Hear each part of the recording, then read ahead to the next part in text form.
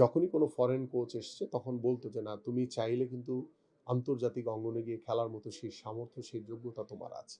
আমার প্রথম ডাকটি এসেছিল আমাদের আল হিলাল ক্লাব যখন আমি ২০০০ সালে ওয়ার্ল্ড কাপ বাছাই পর্ব খেলা দাম্মামে হয়েছিল। তো সেইখানে আমার প্রথম পর্বের যে ৩ খেলার পরেই আল হিলাল ক্লাব আমাকে ওইখানেই বসে অফার করেছিল যে তুমি আমাদের ক্লাবের হয়ে খেলো। তো পরবর্তীতে আমরা মোটামুটি আলোচনাও করেছিলাম। আর তখন যেহেতু বয়স কম আসলে আমরা সাহসও করি না যে বাবা-মাকে রেখে গিয়ে, মাকে রেখে গিয়ে খেলবো বা এই দেশে থাকবো। এটা আমাদের জন্য স্বপ্নের মতো ছিল। তো পরবর্তীতে আমি চলে আসার পরে ওই আ সৌদি ফেডারেশন একটা সিদ্ধান্ত হলো যে যেহেতু ওদের ওই সময়ে ভালো গোলকিপার বের হচ্ছিল না। ওরা কোনো ভালো গোলকিপার পাচ্ছিল না। তখন ওরা বলল যে, "আমরা যদি ফরেন কোনো গোলকিপারকে যদি রিক্রুটমেন্ট করি, তাহলে তো আমাদের দেশে গোলকিপাররা খেলার সুযোগ পাবে কম। তাহলে আমরা গোলকিপার বের করতে পারব না।" তখন ওরা মানে সরকারিভাবে সিদ্ধান্ত নিয়েছে যে কোনো ফরেন গোলকিপারকে ওরা অ্যালাউ করবে না।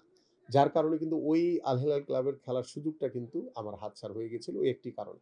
পরবর্তীতে নিউক্যাসলের যে বিষয়টি সেটা আমার ইনজুরির কারণে আসলে আমি আ খেলতে পারিনি। সেটা আমাদের জর্জ কোটান তিনি আ আ বেশ কয়েক বছর আগে মারা গেছেন।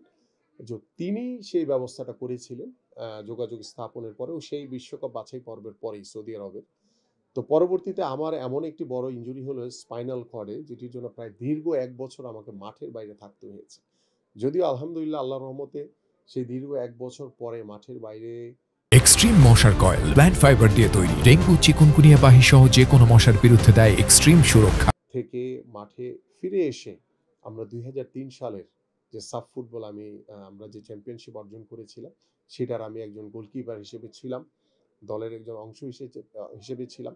ওই কারণে আসলে আমার তখন ইনজুরির কারণে আমার খেলাও হয়ে ওঠেনি। বাট এই না খেলার যে পীড়া, এটা আসলে এখনো আমাকে পীড়া দেয়। বাস্তবতা। এবং আমার পরবর্তীতে ডিডো যখন ব্রাজিলিয়ান কোচ এসছিল ২০০৮ এ, তখনও আমার ডেনমার্কে একটি খেলার সুযোগ তৈরি হয়েছিল। কিন্তু ওই আনফরচুনেটলি আবারও সেই ইনজুরি যেহেতু বলেছি যে ৫ টি অপারেশনের ভিতর দিয়ে আমাকে কাটতে হয়েছে এই ফুটবল ক্যারিয়ার। সো এই পীড়ার ভিতরেও একটি ভালো লাগা আছে যে তখনকার সময়ে আমি একজন গোলকিপার হিসেবে যখনই কোনো ফরেন কোচ এসছে তখন বলতো যে না তুমি চাইলে কিন্তু আন্তর্জাতিক অঙ্গনে গিয়ে খেলার মতো সেই সামর্থ্য সেই যোগ্যতা তোমার আছে। এটি আমার জন্য অনেক বড় একটি প্রাপ্তি এবং আমি চেষ্টা করেছি আমার বাংলাদেশের মানুষ যারা বাংলাদেশের ফুটবলকে ভালোবাসে ক্রীড়ামোদী মানুষ সবার জন্য ভালো কিছু উপহার দেওয়া। তো সেই পীড়ার জায়গায় কিন্তু ভালো লাগার জায়গাটা কিন্তু আমার কাছে মনে হয় অনেক বেশি।